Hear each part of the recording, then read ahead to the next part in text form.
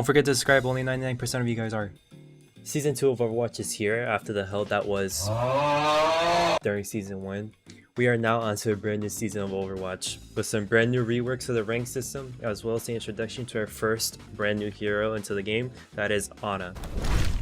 Firstly, I want to discuss Ana, as she was actually originally released during Season 1, which I actually overlooked during the first video, but I'm here to clarify that and fix that. So she was actually released just before Summer Games started, which was also Overwatch's first, but she would not have her spotlight until around, I would say, Season 3, after her numerous buffs that she got during Season 2. Also, she was the first character to release since Overwatch first came out, and she did come out as a support. Her initial release was actually a little bit questionable due to a lot of people not really understanding her role and how to play her at first. At first, everyone thought she was very weak, or they just really weren't understanding her kit. But in the meantime, we need some time for her to settle into the group before we really discuss Ana as a meta pick. The main focus of Season 2, which started in September of 2016, pertains mostly to the rank system overhaul that occurred from Season 1.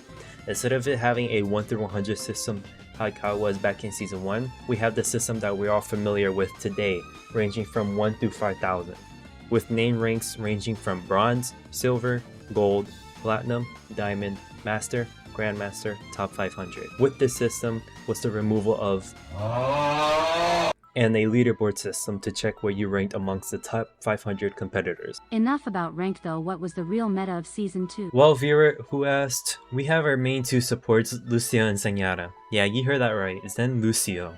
You might ask, why Zen Lucio? Surely the heals aren't good. Oh, but back then they definitely were. With Lucio's orb being bigger and having around a 75% speed boost upon amp, and having a lot higher healing per second, he was a must-have. Along with Zenyatta, who upon Season 2 had some buffs, raising his health from 150 HP to 200 HP, and having his Discord and healing orb travel a lot faster, and lastly, buffing Transcendence, which is his ultimate, giving him a lot more healing over time and having its movement speed buff. These two supports were really dominant back then, but they were also really fun to play as, to be honest.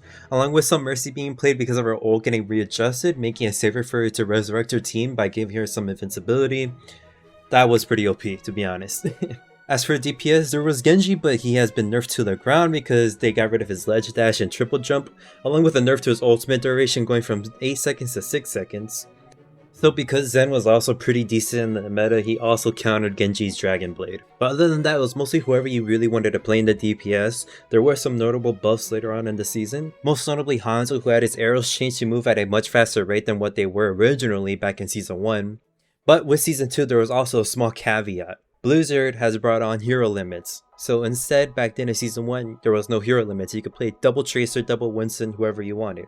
But in Season 2, you can no longer do that. There can only be one hero per team. So one Genji, one Tracer, that was it. You couldn't mix and match. Moving to tanks, there was also a notable Diva buff that gave her defense matrix an overhaul to what it is today, making it a very powerful tool than what it used to be. Originally, you would activate it once and it would play for like a couple seconds in duration, but now they changed it to how it is with the meter system now. It's activatable whenever you press the key. Also, there was Roadhog, who had many interactions with his hook. As many of us know, there's various iterations of his hook called Hook 1.0, 2.0, and 3.0.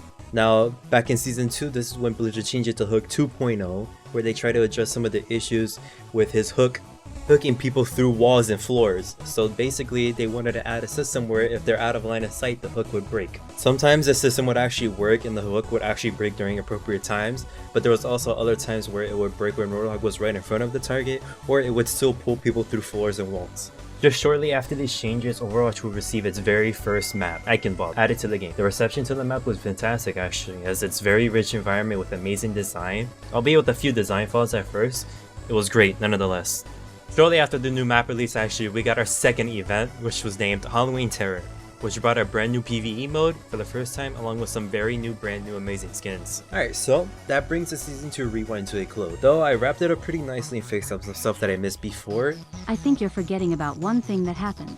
Right. So during Season 2, there were some teases coming up about the next hero joining Overwatch. The teases were done in a very special and particular manner, through an ARG. An ARG is defined as an alternate reality game where Blizzard had us decipher in real life various clues to figure out the next hero. There were various teases that originated in the game. For instance, there were some files on Dorado that teased the name Sombra, as well as some maps around the map that asked who is Sombra. And also in the map Dorado, if you were to play Reaper, you would hear some voice lines stating, "Where's Sombra when you need her?" This was all but the first hint at the future character in this long string of ARG messages. This went on from about since Season 2 started all the way until November, when the next character released. But we'll get to that in the next episode of this series. If you guys want a full video on the Sombra ARG, just like for a callback, let me know in the comments. I'll definitely do one if you guys definitely want me to. But other than that, that is for sure finally all that I have for today's video on the Season 2 Rewind. There was many great things that came with Season 2, a lot of great changes that definitely revamped Overwatch and defined it for the Game of the Year of 2016. But let me know what you guys think about the video. Is there things I could improve upon? If you guys have some suggestions down in the comment for videos, let me know. I'm always down for suggestions. But other than that, thank you guys so much. Don't forget to leave a like, comment, subscribe. I'll see you in the next video.